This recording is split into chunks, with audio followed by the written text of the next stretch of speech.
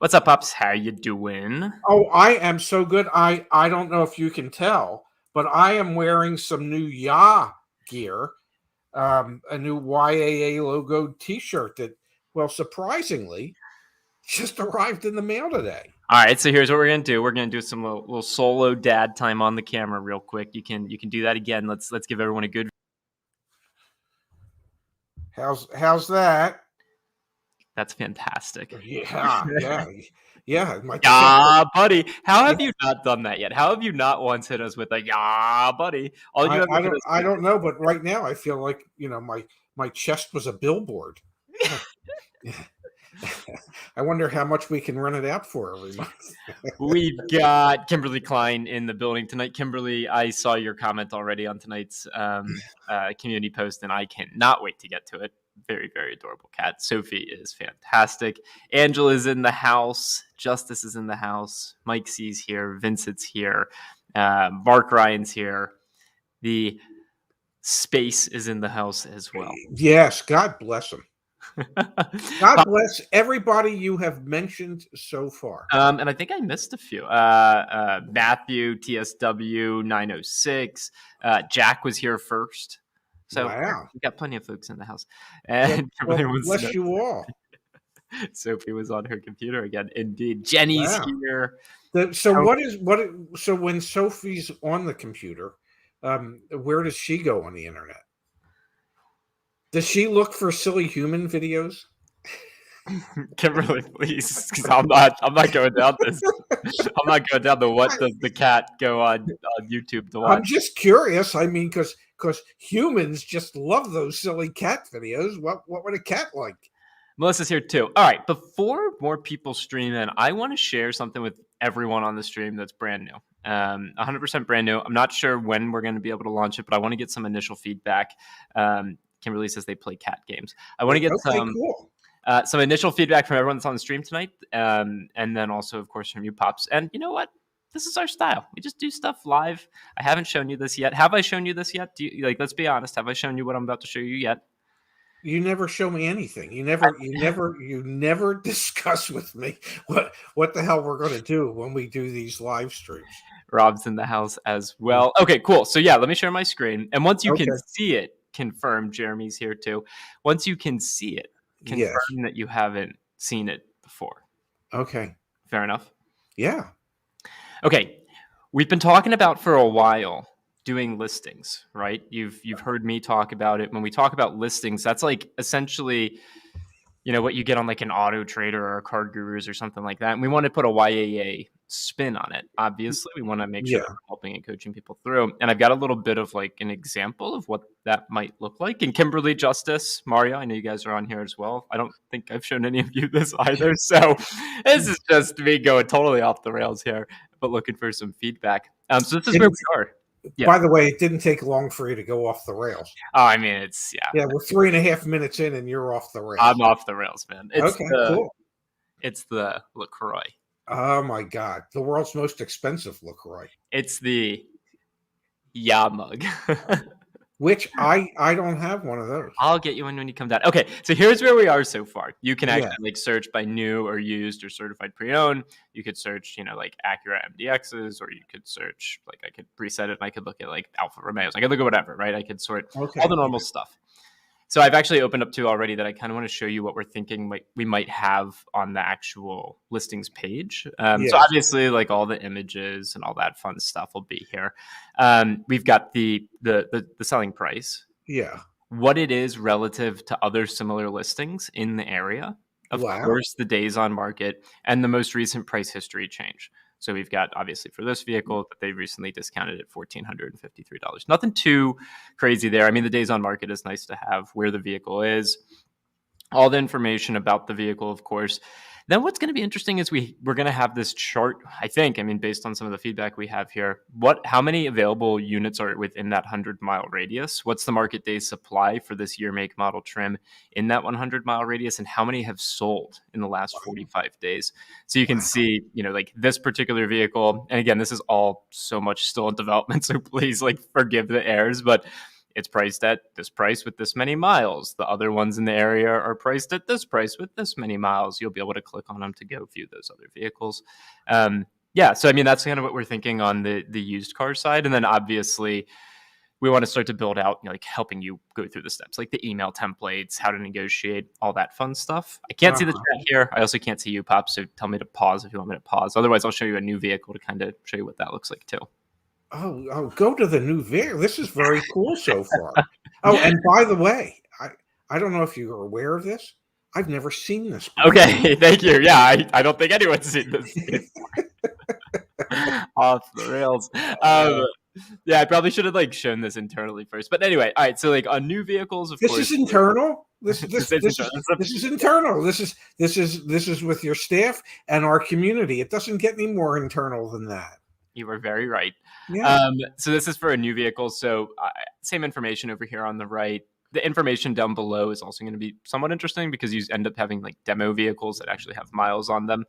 Same market day supply, how many units, how much have sold in the past 45 days. And this is super interesting because you and I did earlier today filmed the video about inventory, which I'll pull up next. But like the market day supply of MDXs right now is like 8. I think that's actually if I remember correctly, the automotive news days supply was 9. Yeah, so Automotive News had it at 9. We have it at 8. So anyway, I mean, all right, I'm going back up to the Alex is in the house. So anyway, that's what we're working on right now, is trying to make sure that we can get that. And those listings, like then you could view every single vehicle that's for sale, and you won't have to have a VIN necessarily. Like you can just, like go. And so if I may, let's say somebody were to take advantage of the fact that we have listings available on the joinyaa.com website. Yeah.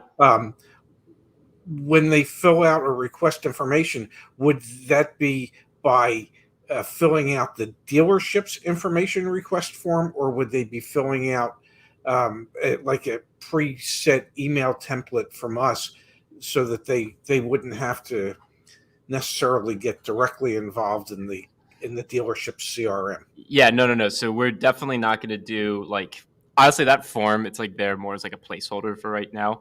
What we're thinking about doing is actually creating Dad, you and I were working on this the other day. I mean, we haven't designed it yet. We haven't built it yet, but it's like the flow. So it's like, all right, you're interested in this car that you just saw the listing for. Step 1 is send out the email templates, send them from right here. Step 2 is fill out the OTD form. Step 3 is this. So it's like, our goal is not going to be to just fill out a form and start getting spammed, because that's like the traditional experience. Our goal is going to be like, how do we actually then coach through each of the steps? Like have the relevant video. Anyway, I don't want to belabor it too long.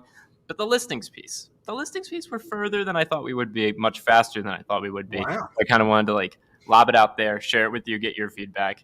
And Alex says that it deserves a yeah, buddy. Yeah, buddy. So that's good. I got to tell you, it went from nothing but a pipe dream to almost a reality in a heartbeat almost. Yeah, I mean, it's incredible what happens when Arash comes back from vacation. Just got to leave the guy alone for a little bit. So what does that mean? He doesn't get any more vacations moving forward? No, I guess he's really productive when he's on vacation. I don't know how his wife feels about it. Well, maybe he was productive on vacation. You don't know. Anyway, so stay tuned. Hopefully within the next month or 2, we'll have that. I mean, hopefully sooner, but we'll have the bugs ironed out. We'll be able to get that in the hands of all the premium, YAA members. We'll need initial feedback. We'll need suggestions for how to make it better. First demo, first example of what that looks like. Well, that's very cool. Thank you, Pops. I agree. Yeah. Hats off to those who have a head full of hair. Shall we start going through some of the comments that were posted on the community forum, Pops? It's whatever you tell me to do. I am at your beck and call. Or would you like to start with, I think this will be interesting. We have the latest updated inventory data. My dad and I just filmed this video today. Why don't we take a peek at that really quick, kind of share the highlights. And if you want to take a quick peek at the Black Book data. Okay, let me pull up both. Give me one quick second. Can you... Zach, we are so accustomed to you that we will give you all the time that you need. I was about to say, do you want to vamp? But I could actually just play sound bites of you for 30 seconds. Really? I'm not gonna. You're not going to do it, but you could. I could, in theory, Yeah. I could. Yes. All right, let me share my screen and let's get rocking and rolling. View the PDF version. So we have the latest from Automotive News, the inventory as of September 1st. Days supply of inventory. And may I say one thing? We have the inventory, the day's supply of inventory from Automotive News from the manufacturers that have been gracious enough and kind enough to share that data and information with Automotive News. And you will notice as we go through this that there's a rather large, major retailer of vehicles in this country, perhaps even the largest, that doesn't provide that information to Automotive News. Who? That would be GM. Oh. I didn't see GM on there. Is GM on there? No, GM's not on there. Huh? No, GM's not on there. Stellantis, is the lost automotive continent of Stellantis on there? So I actually pulled up last month's as well because there's a pretty cool thing that we'll demonstrate. So over here we've got inventory as of August 1st. Over here we've got inventory as of September 1st. And again, just days supply of inventory is number of days needed to sell all vehicles in inventory based on the previous month's daily selling rate. Yes. The reason I bring that up is because the first major retailer that's on the list here is going to be Ford. So yes. In this column, this most recent month's days supply, last month's days supply. Scroll down to the bottom. Here's Ford's supply situation. This is the total number of units in inventory, 210,000. Yeah, I'll round it up. 211,000, which is a 43-day supply up from a 36-day supply. Interestingly enough here, Dad, we go back to last month. Ford was at, yes, that 36-day supply, but with 156,000 units of inventory in the market. It's a huge increase. That's a 50,000 unit increase month over month. Wow. That is a huge increase. So there's a lot of bad things going on at Ford, but you know what? They're getting more vehicles out into the market, which is great. Yes, and then something else that I read today is that they're idling a couple more of their plants for a little longer than they had initially intended. But that will only have a future impact on these numbers. These vehicles are vehicles that allegedly are in dealer inventory or have been invoiced to the dealerships and are in transit. Yes, exactly. Yes. Then we have Acura. Yeah, so here you go. The 9-day supply of the MDX. We were showing it. Where was it here? Yeah, we're showing an 8-day supply right now. Yes. MDXs, but at 133 within a 100-mile radius of where this particular vehicle is, which is really cool, right? 133 where this vehicle is, and we know there are 1,700 in the country right now or somewhere around there. So pretty neat. Yes, and that the day supply dropped from 15 to 9. Yes, and we can see here Acura's down to a 20, and then let's look at last month for Acura. They had 14,300 vehicles in inventory. We've got 11,200 right now. So that's 3,000 less. Move over here to the right. Volvo, they're at a 30-day supply, up from a 25, 13,000 vehicles in inventory versus last month, 10,700. Volvo's still an opportunity to get some deals. Yes. Toyota was last month at 139, called 140,000 vehicles in inventory and a 17-day supply. This month, inventory has gone down. Days supply has gone up. Dad, that means one thing and one thing only. Less Toyotas are being sold, right? Yes. That means that they're not selling quite as rapidly as they had been. And one of the reasons for that very well could be that consumers, to a certain degree, have said, I've had enough. I will no longer pay your $1,500 additional dealer markup or $5,000 additional dealer markup just for the privilege to say that I bought a Toyota. So I think that could be one of the contributing factors as to why their sales have slowed down. If I'm not mistaken, two very handsome, rugged, and entrepreneurial young men bought the domain name stopbuyingcars.com last week. Yeah, I believe we did. Well, at least you did. I'm sure you expensed it to the business, but that neither here nor there. But you know, we need to develop that website.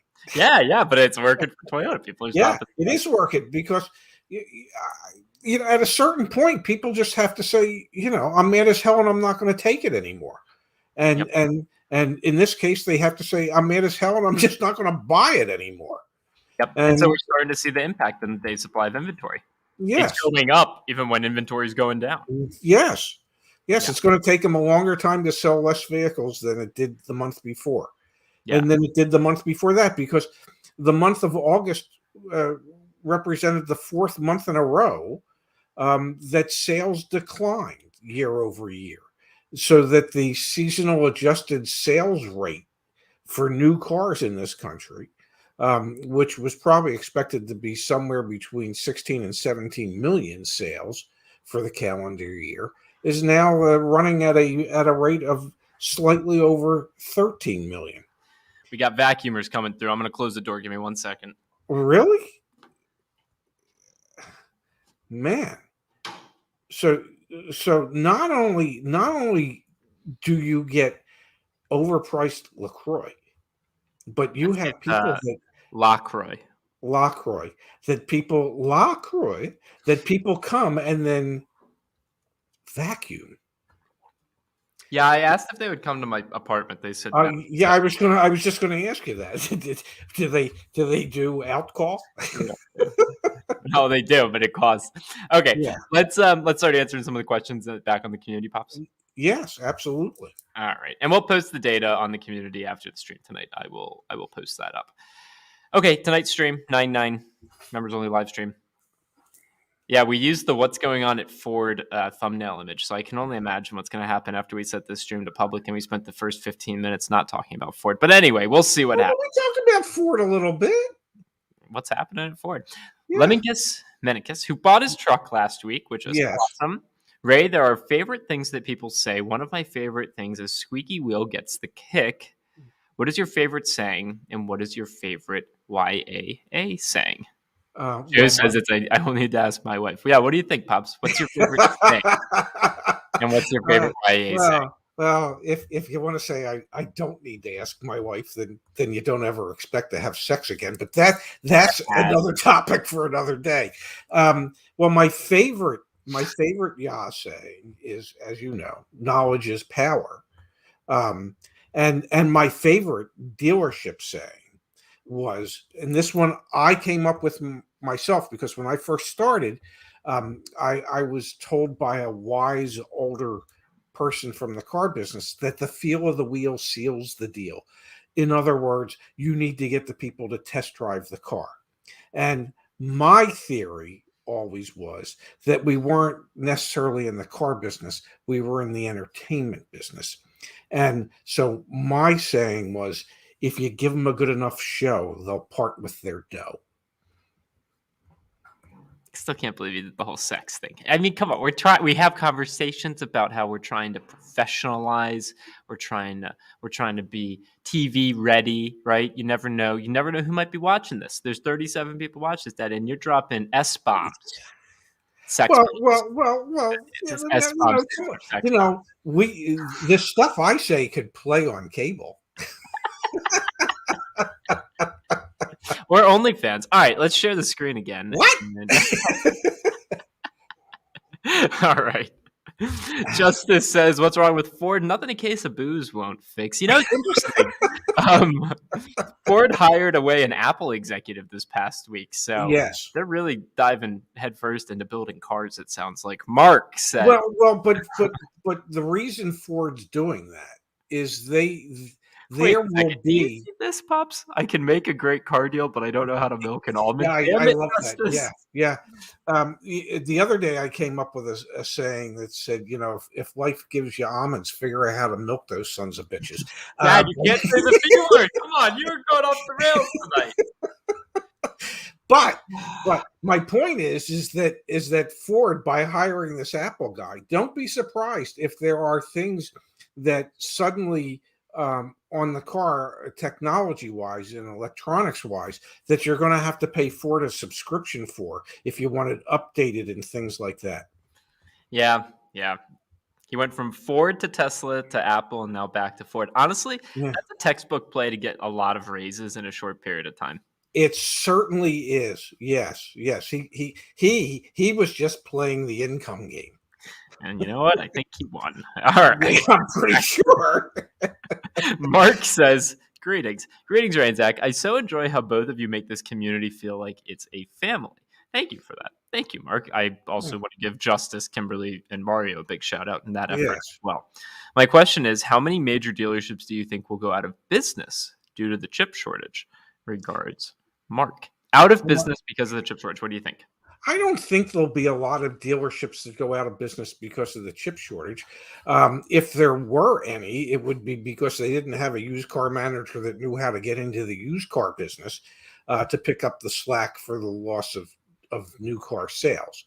But right now, most dealerships are making greater profits than they've ever made in their histories, selling fewer cars because of the additional dealer markup and things of that nature. So right now, I would think it would be hard if you're a dealer, unless you've really totally mismanaged your store in this market, for you to go belly up.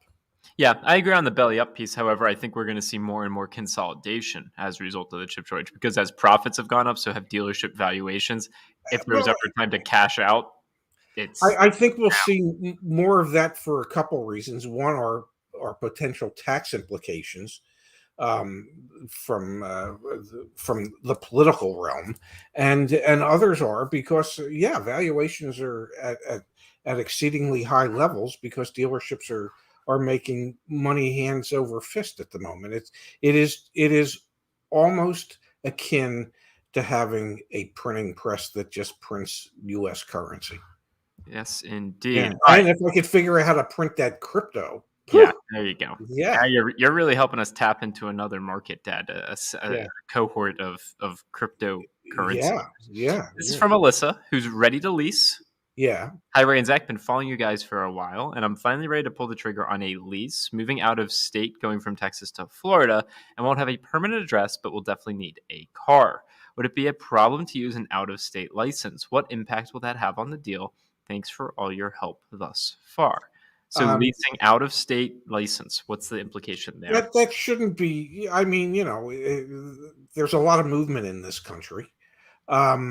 And so, an out-of-state driver's license is not going to be an issue.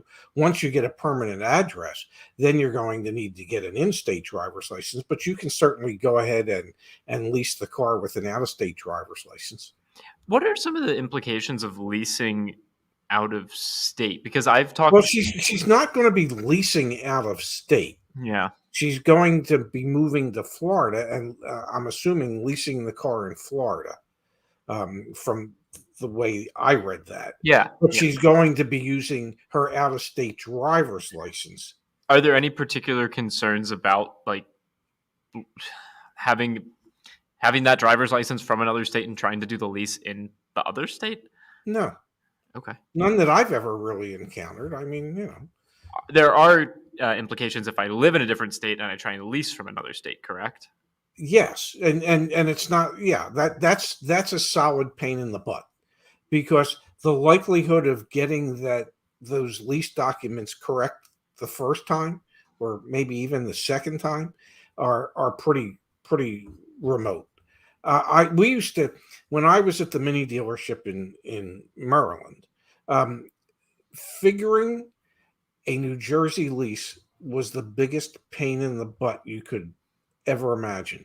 And when we would get New Jersey customers who wanted to do a New Jersey lease from our dealership, it was almost, I like that, chef's coin.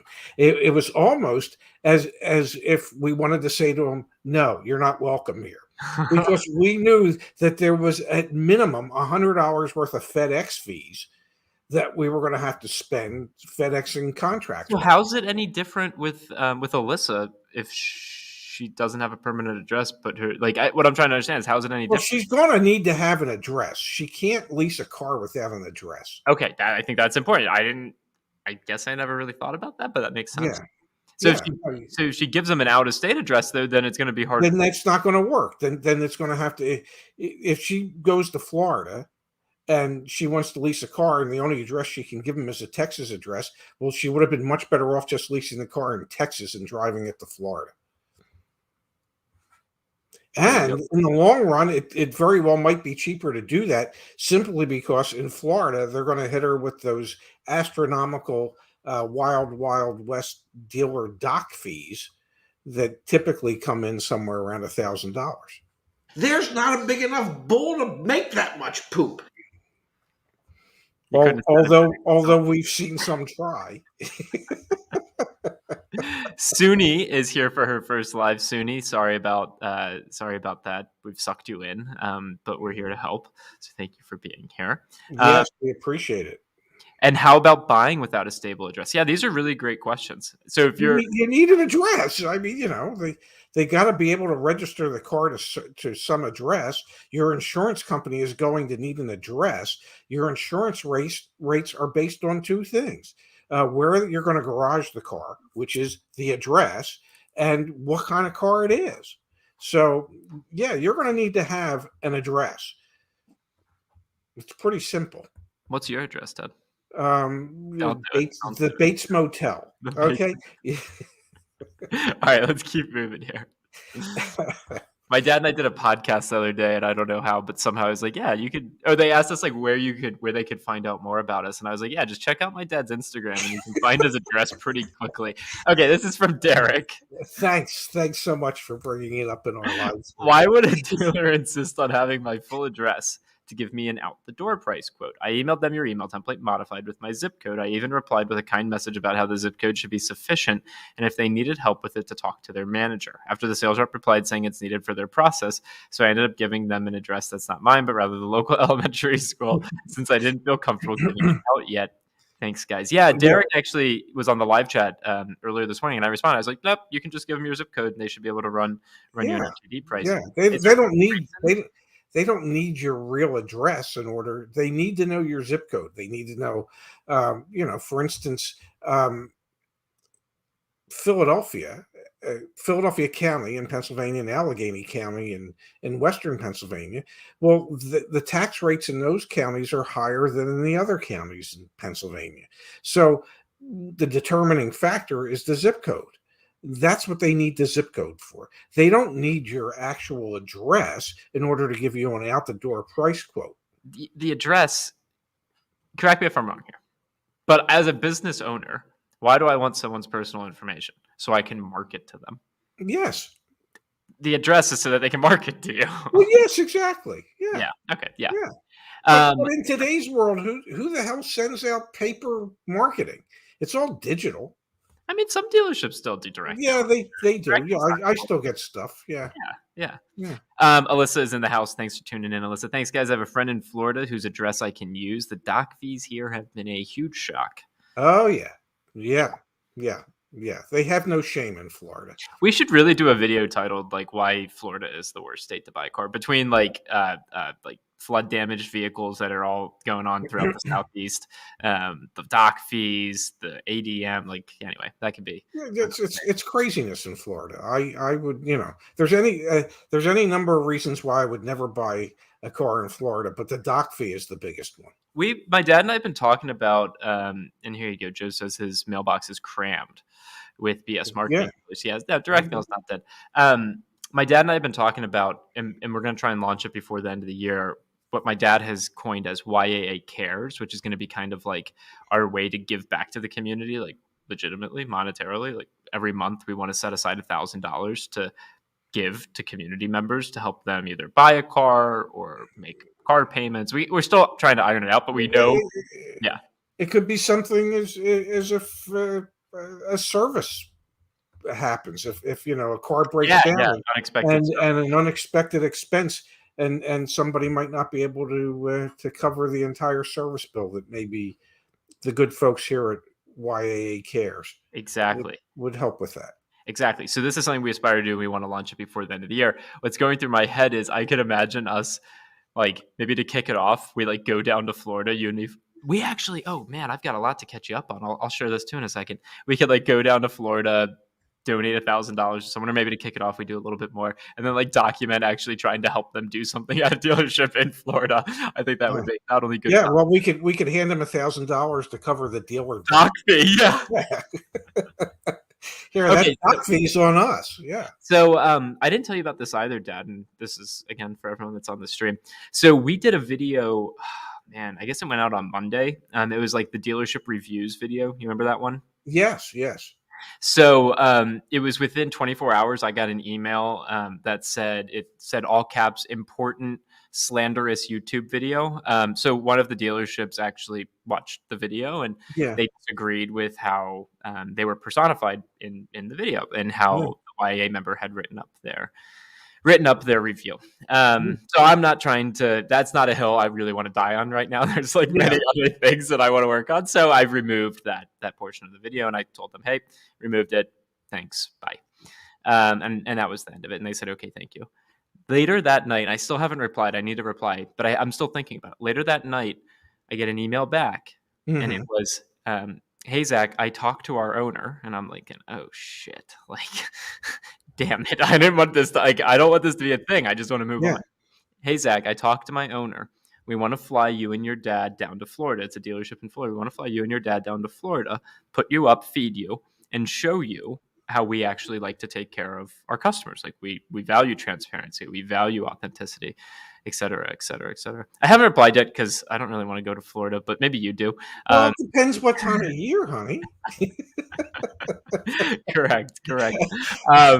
It does depend what time of year. But that could be, we could have I don't know. We'll see. I'm on the fence. But it was interesting. They went from, hey, take this down. Oh, Kimberly wants to come with us to Florida as well. Kimberly's coming with us to like, hey, come down and we want to be on YAA's good side, which ties in with Jenny's comment here is how's the program going to be able to list dealership reviews. Haven't put too much metal to the pedal, the rubber. Yeah, the rubber hasn't met the road, but I'm not We've been talking about it. I would say, may I say one thing? Yeah, please. Because I know that you employ or you keep some legal experts well clothed and well housed through the legal fees that you pay them.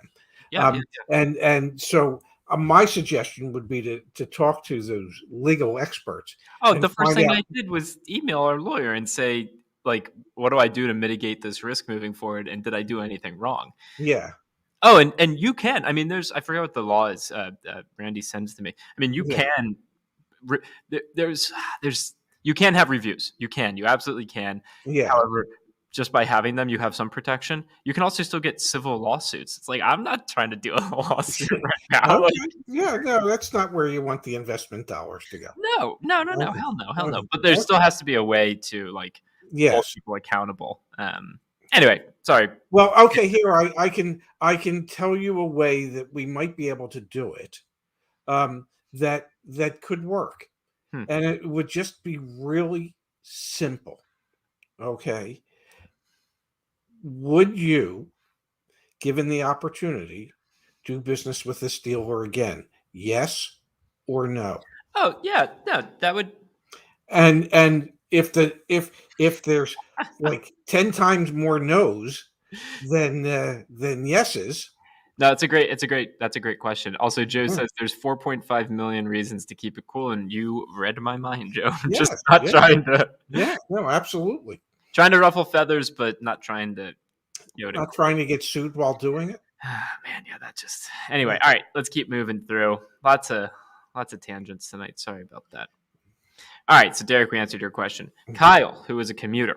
Yes. Does the future of EVs come into question with the current chip shortage issues seemingly lasting longer than previously expected? What does this mean for the car industry as a whole from a long-term perspective? I think Kyle's asking, what does EV have to do with the long-term? What long-term impacts are there because of the transition to electric? Well, I don't know the answer to that, but I have a question in regards to that. And the question would be, are EVs going to require more sophisticated microchips than ICE vehicles?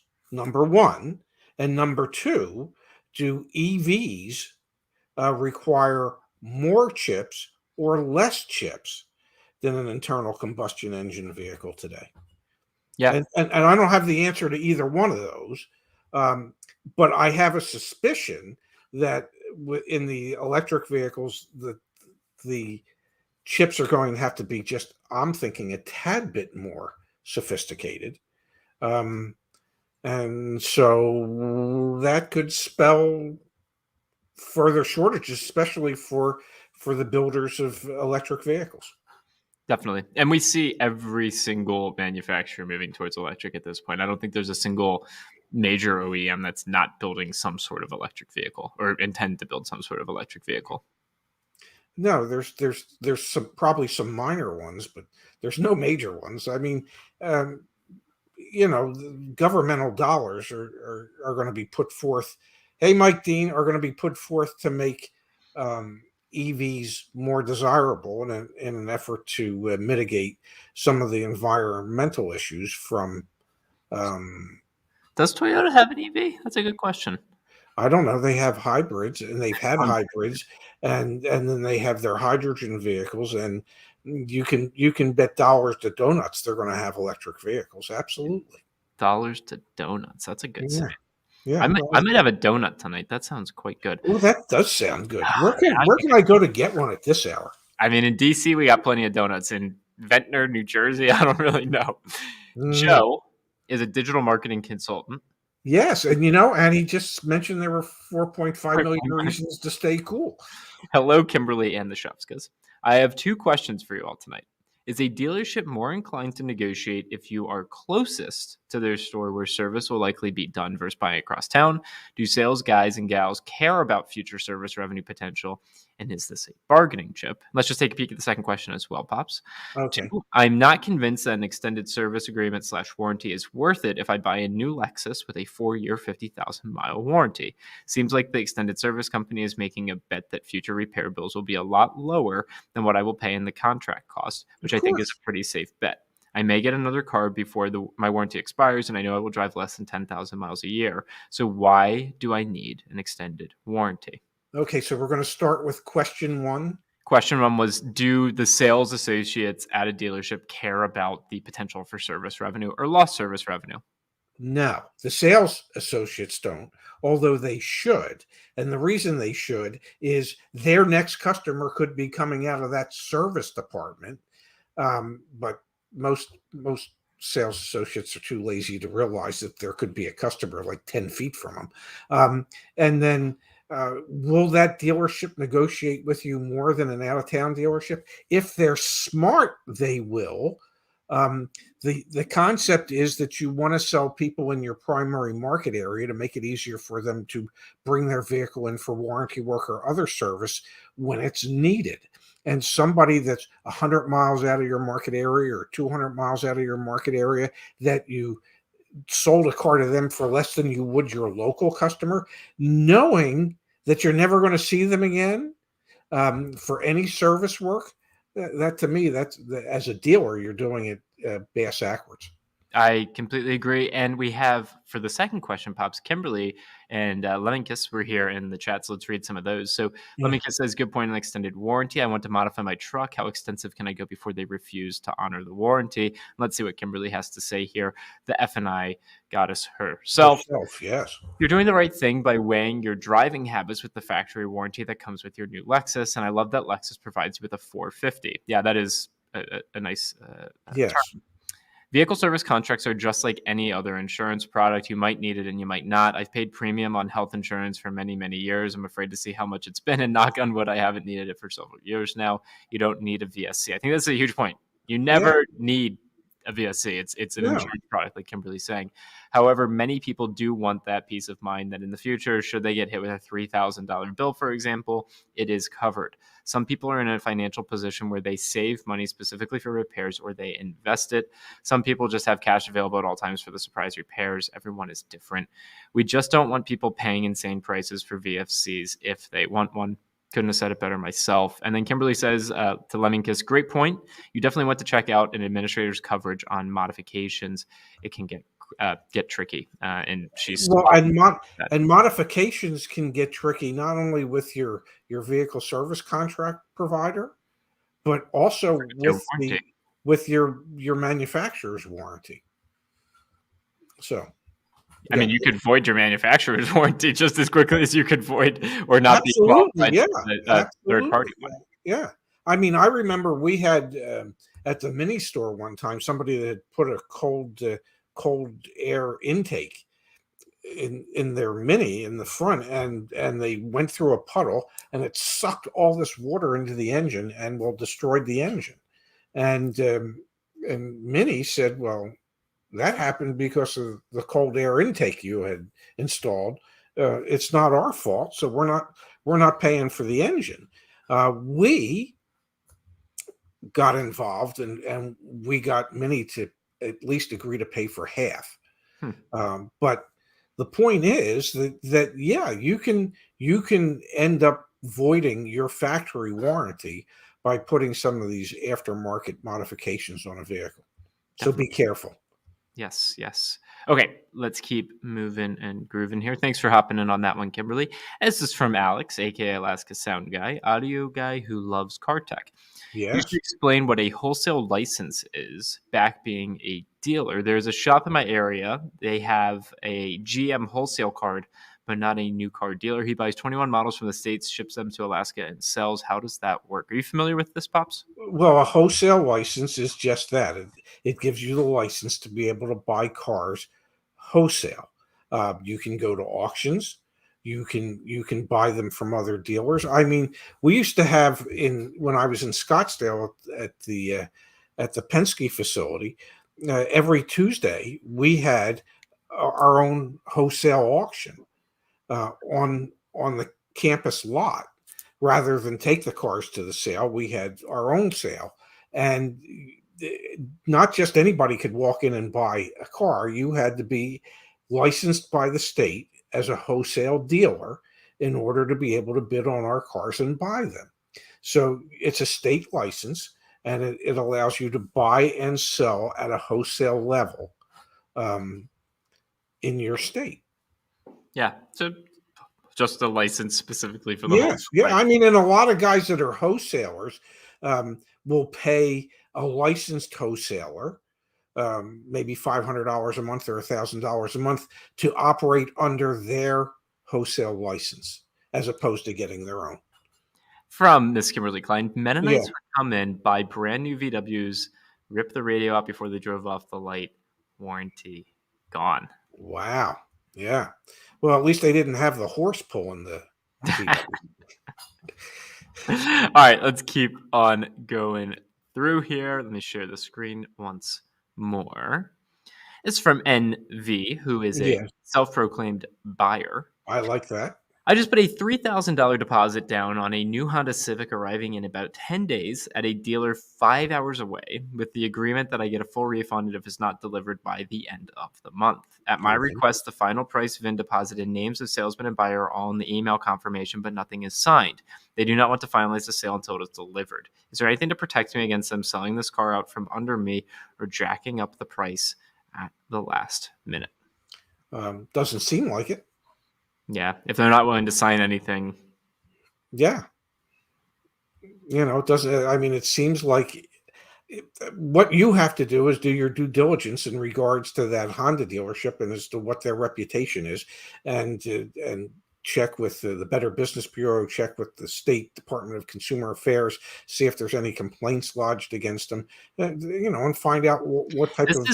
This is so much why we need the YAA. We need like YAA approved dealerships. We need dealerships that have the Resale stamp of approval. Like, honestly, that's what we need, because then that's like the only way to know.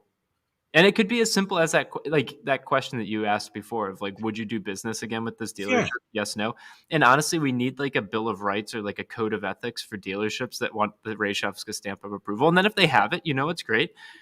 We'll freaking send people there left, right, and we won't charge them anything for it. We'll just be like, just treat people right. That's all we ask.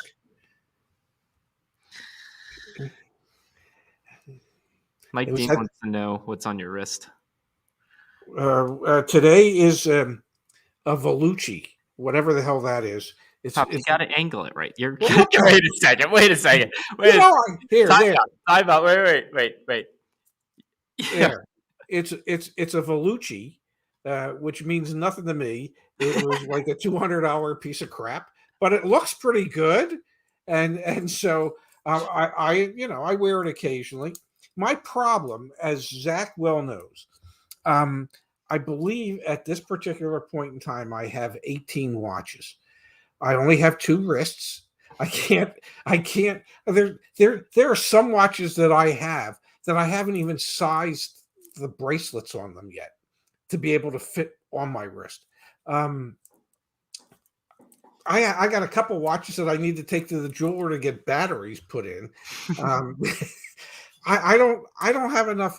I don't have enough wrists for all these. I'm going to have to start wearing like 3, 4 at a time. Honestly, that could be a fashion statement, and yes. I want that Mike has the same problem. I just love that. It's the wrist check, and then the first thing you do is you like take the wrist off camera. Like, and then like, I got a new beaded bracelet today too.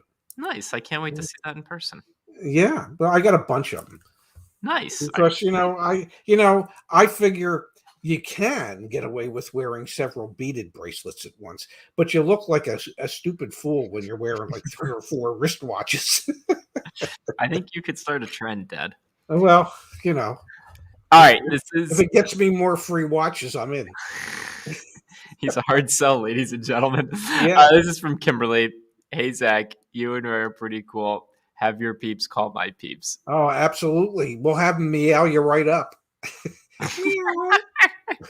What a cute, adorable. Yeah, Sophie is a beautiful young lady. All right, let's keep looking here. Thank you for that, Kimberly. This is from Angela Yarborough. Hi, Ray/Zach. I've learned a ton since I started this car journey. Not surprising, I still have more questions. I saw your video on how to purchase a car from a third-party credit union. Trying to think. Oh, probably like to get the financing through them. Yeah. I realized that I need the purchase order for the title details, but do I have to make 2 trips to the dealership? 1 trip to go to the F&I office and the second trip back to bring the check. What do I do? We have. Don't we have this video? Didn't we just do this? I don't know, but I will tell you a way out of that the dealerships or most dealerships would do, which is they would want to get a credit application to make sure that you're credit worthy, and assuming that you are, they would put you on. Why did we change our? They would put you on a backup contract for the amount that's due, and they would, in most cases, agree to hold that contract for 5 days, so that you could have your credit union overnight the check to the dealership, and then they'll destroy the hold contract. Or if the dealership never gets the check that they were supposed to get, you can keep your car and they're going to enforce the bank contract and send it to the bank. But that's a way to do it where you can mitigate the number of trips back and forth. Nicely done. And I also just responded with paying cash. Don't do this. But yeah, here's the steps to actually go through that. If you wait, paying cash. Damn it, I linked to the wrong one. Yeah, you did, because we're not paying cash here. I grabbed the wrong one. Kimberly, you know which one I'm talking about? Outside financing. Oh, it's right here. Yeah.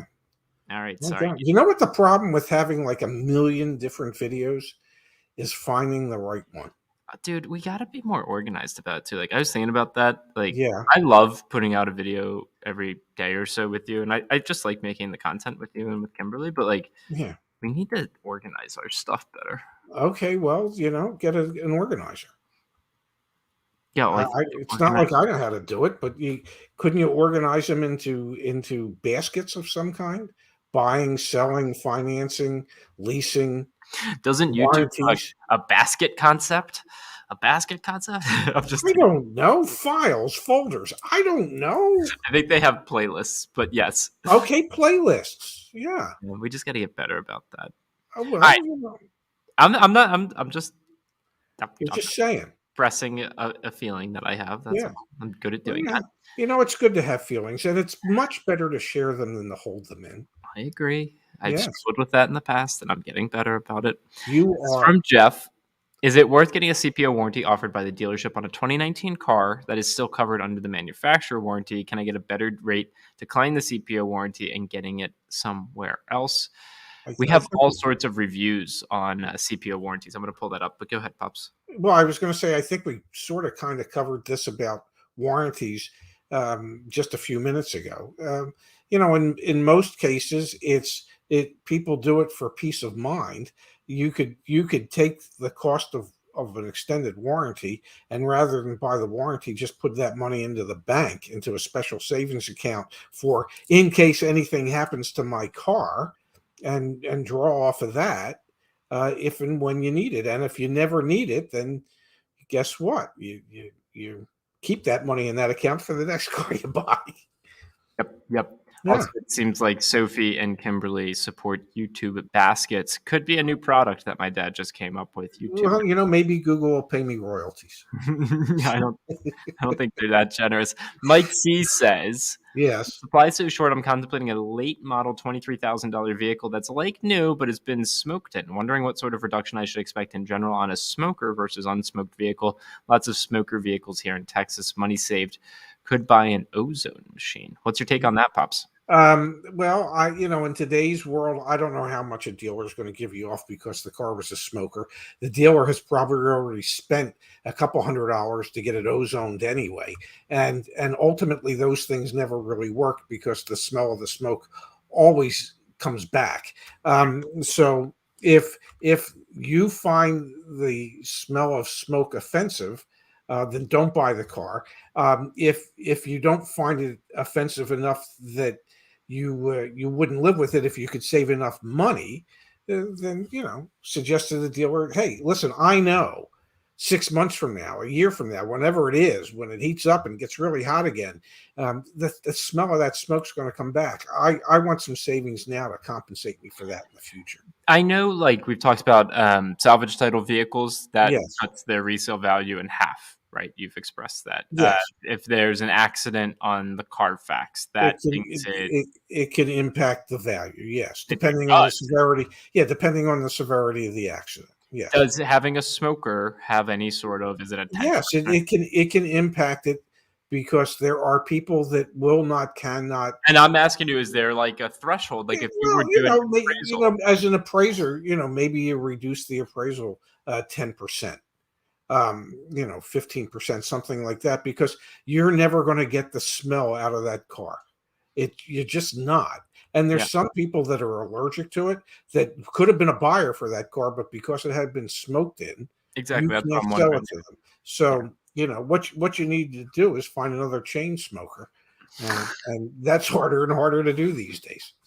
Calvin Crawley says, does Acura hold high trade-in value as Honda? I'm thinking about trading my 19 Civic for a TLX, but no new inventory till 2022 and no factory orders. So if I get a 21 TLX and lower trim and trade it for a Type S 22 or 23, would it be worthwhile? You spent many years running an Acura dealership. So what is an Acura's trade-in value? Do they hold their value better than some of the others?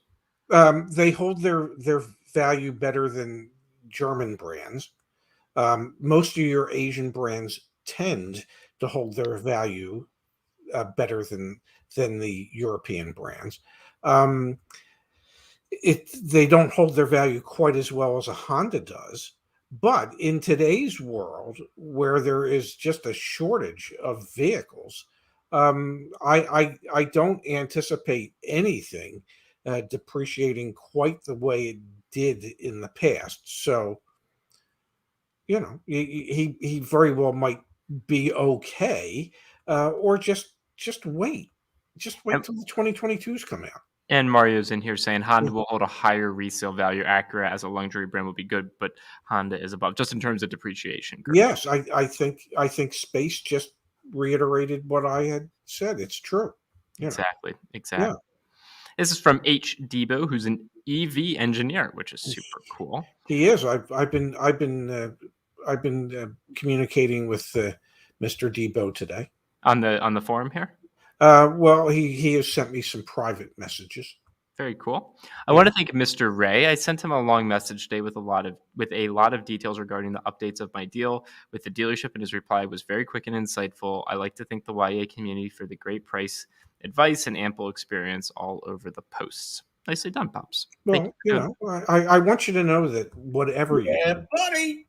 Thank you. But I want you to know that whatever you pay me, you're getting your money's worth. Mary Tressler says, did you see my happy story in the success stories section? No, there's 18 success stories that I have not read. There you go. You can see how far behind I am. Yes. 60 buying questions I have not. I'm so sorry. But this is why we are hiring. This is actually probably a great time to mention. Yes. We are hiring. So, Larry, we're going to look at your story here in just a second. Only paid $3.99 for a service fee in Florida. That's incredible. Yes. But we are hiring still. Actually, I'm just going to open it up right here. joinyaa.com/careers. If you know anyone, if you want to join us, actually tomorrow, all I'm doing is interviewing people, which is quite fun. But we got to find the right people. Auto advocate role, we're looking to bring some people on. Justice will help get you up to speed. Mario Space will help you get up to speed. We need support. We need help. So anyway, if you're interested or if you know anyone who might be interested, many of these roles are remote. You do not have to be here in Bethesda. So please take a look. Join. Hey, I am the perfect example. Justice is the perfect example. Space is the perfect example. Kimberly is the perfect example of YAA people that work remotely and make a huge impact remotely. Yeah, I mean, you left me. You moved yourself to Washington, D.C. And somehow we still figure out how to make these videos and do these live streams and try and help people.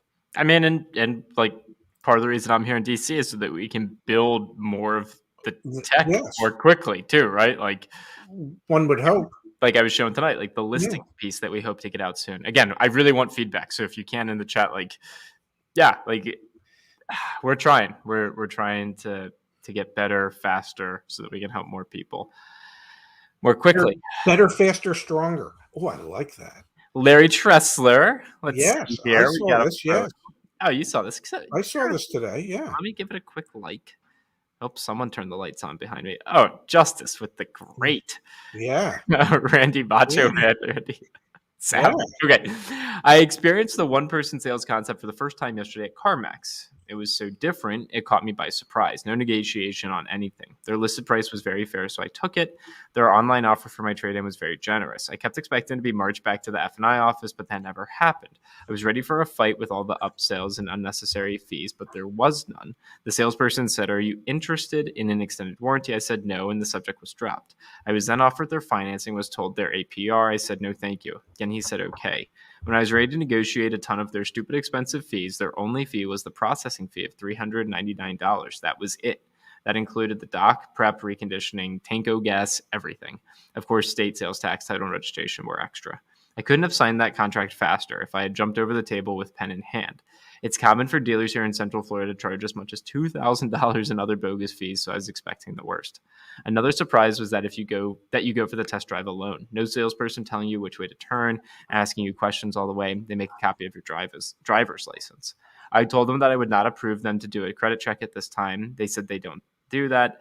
No credit checks would be done until I agreed to buy the car. Then they asked for your cell phone number to make a test call to it. They then said, enjoy your test drive and try to be back within about 25 minutes. I was dumbfounded.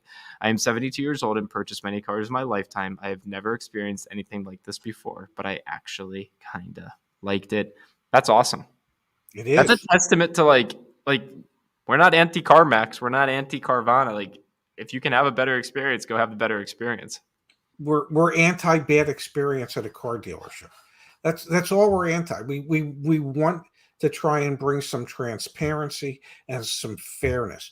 Nobody from our end of this is saying that dealers aren't entitled to make money because, well, they are entitled to make money. It's the tactics that they employ in order to make that money that we're trying to address. And hopefully, if we develop a code of ethics and everything else, or a bill of rights, whatever we want to call it, and we can get dealers to agree to a certain way of doing business, that would be better for everybody involved. And that's all we want to try and do is change the dynamic as most people know it, because the vast majority of people hate. Honestly, you know what we're really like, that experience that Larry just outlined at CarMax. We're trying to replicate that at the 18,000 dealerships that are out there and the, I don't know, 15 million private party sales that happen each year. Like if we can figure out a way to work with dealerships, private parties, and everyone like flow through YAA. Why are we doing the listings thing? So we can like have all the inventory at one place. What are we going to do next?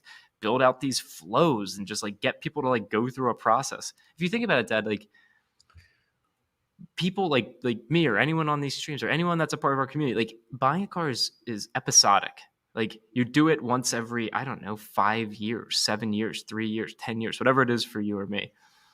And we have no process. Like what we do is we go to car gurus, we search, and then we fill out a lead gen form, and then we get hit with crap. And then next, we're at a dealership, and when do you want to come in? When do you want to come in?